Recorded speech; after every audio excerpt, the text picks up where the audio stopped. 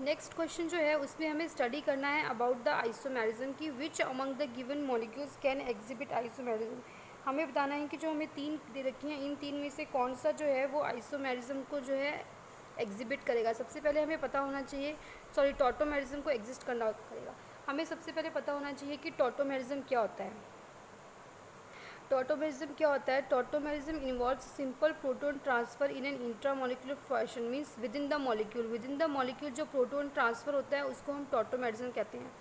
Molecules showing tautomerism exist under dynamic equilibrium.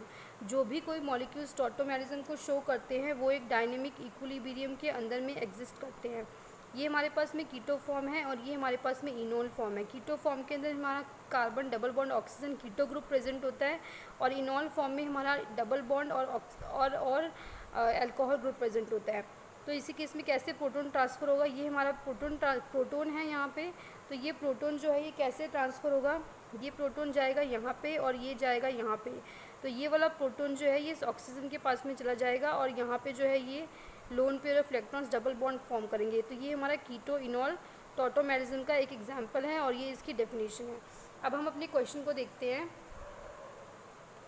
हमारे question के अंदर में बोला गया है कि which among the given molecules can exhibit tautomerism. हमें तीन मॉलिक्यूल्स दे रखे हैं और हमें बताना है कि इसमें से कौन सा जो है वो टॉटोमेरिज्म एग्जिबिट करता है।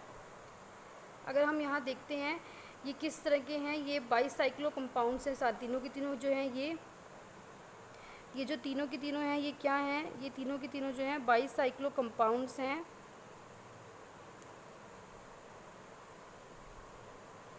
ये तीनों की तीनों जो हैं बाईसाइक्लो कंपाउंड्स हैं।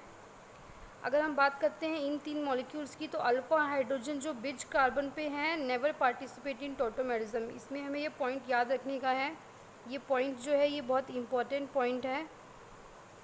ये पॉइंट बहुत इम्पॉर्टेंट है कि जो हमारी अल्फ़ा हाइड्रोजन होती है, ये पॉइंट बहुत इम्पॉर्टेंट है कि जो हमारी अल्फ़ा हाइड्रोजन होती है, अल्फ़ा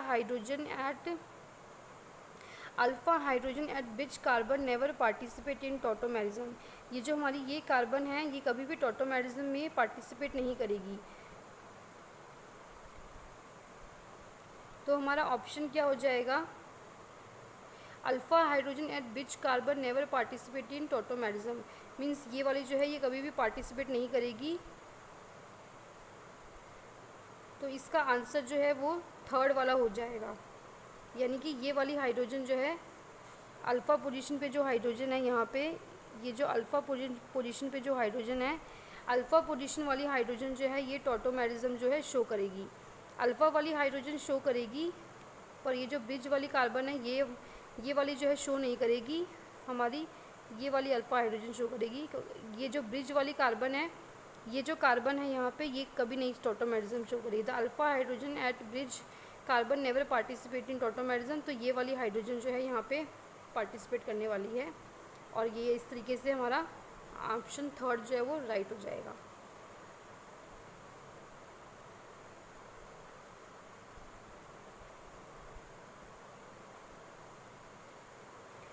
नेक्स्ट क्वेश्चन में बोल रहा